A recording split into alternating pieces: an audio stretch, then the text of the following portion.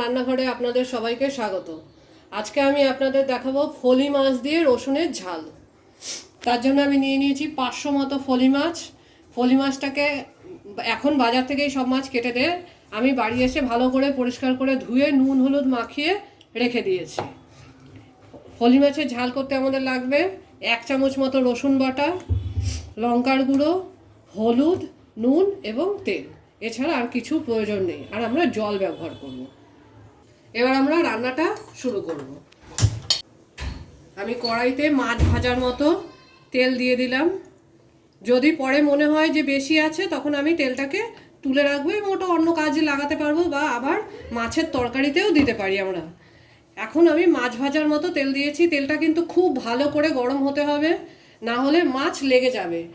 যে কোনো মাছ ভাজার জন্য তেল খুব গরম না হলে মাছ লেগে যাবে, তাই তেল গরম হলে তবেই আমরা মাছ ছাড়বো। আমি এবার তেলটাকে গরম করতে দিলাম।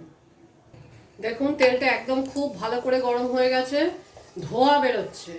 এবার আমি মাছগুলো ভাজার জন্য ছাড়বো। ফলি মাছ কিন্তু ফাটতে পারে, তাই একটু ঢেকে ছাড়তে হবে।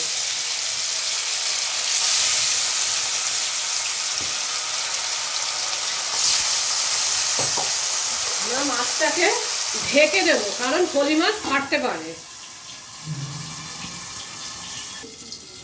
দেখুন আমি এটা খুলে দেখছি, মাছটা এক সাইড ভাজা হলে আমি উল্টে দিচ্ছি। উল্টে দিলাম, এইভাবে তিনটেই উল্টে দেবো। কিন্তু খেয়াল রাখবেন ফলি মাছ ফাটে, তাই খুব সাবধানে রান্না করতে হবে।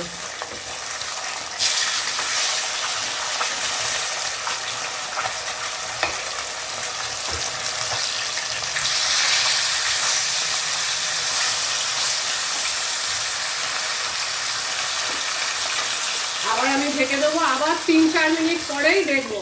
মাছ ভাজতে কিন্তু বেশি সময় লাগে না। একবার দিয়ে 3-4 মিনিট পরে আবার উল্টে দেবো, আবার 3-4 মিনিট পরে খুলে দেখবো যে হয়ে গেছে কিনা। দেখুন আমাদের মাছটা ভাজা হয়ে গেছে।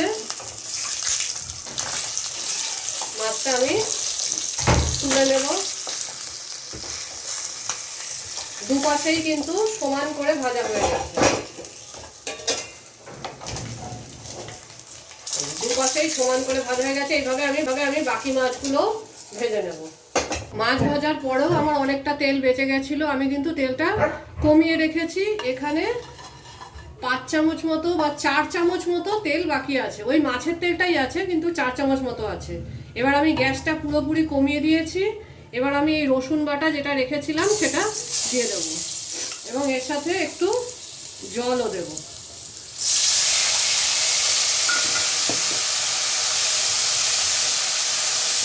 নেড়ে নিলাম।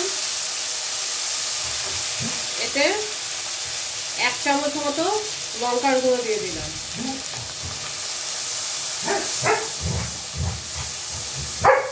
যেহেতু লঙ্কাটা গুঁড়ো, তাই আর একটুখানি জল দিলাম যাতে মশলা মতো হয়। এবার আমি দিয়ে দিলাম 1 চামচ মতো নুন। যেহেতু এটা বেশি ঝোল হবে না, তাই নুনটা কমই দিতে হবে। আর 1/2 চামচ মতো হলুদ দিয়ে গ্যাসটাকে মিডিয়াম করে দিলাম। এবার মশলাটা কষা হোক।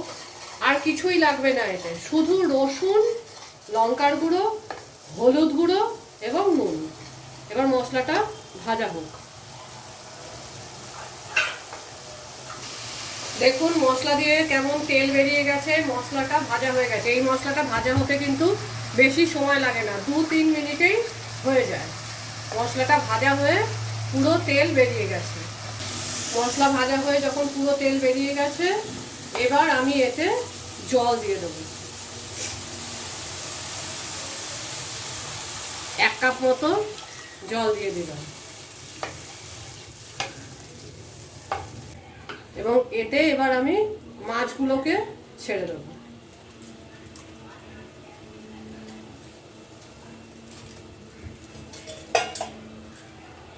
এই ঝোলটা কিন্তু খুব ঝোল হয় না, একটু মাখা মাখাই হয়।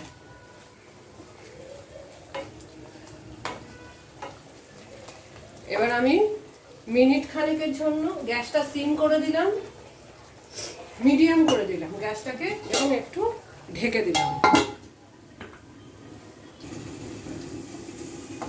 দেখুন আমি 1-1.5 মিনিটই ঢেকে রেখেছিলাম মাছগুলো।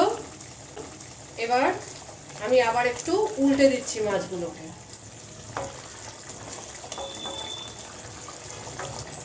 যাতে দুটো পাশই ভালো করে নরম হয়। সব মাছগুলোকেই আমি উল্টে দেব।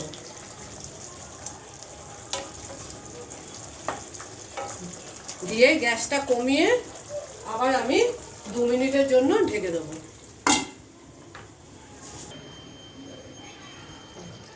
দেখুন মাছের ঝাল কিন্তু রেডি। সুন্দর গন্ধ বেরিয়েছে, মাছের তেলও বেরিয়ে এসেছে।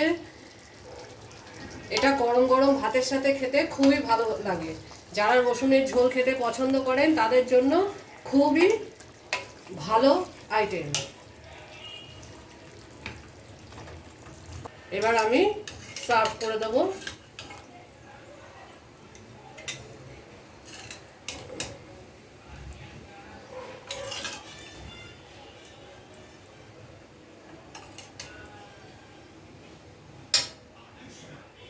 দেখুন আমাদের ফলি মাছের রসুনের ঝাল তৈরি।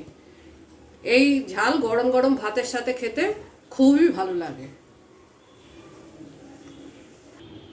আপনাদের যদি ফলি মাছের এই টেস্টি রসুনের ঝালটা পছন্দ হয়ে থাকে তাহলে আমাদের চ্যানেলকে প্লিজ লাইক, শেয়ার আর সাবস্ক্রাইব করুন। Thank you for watching. Subscribe বাটনটা প্রেস করে বেল আইকনটা ক্লিক করতে ভুলবেন না কিন্তু।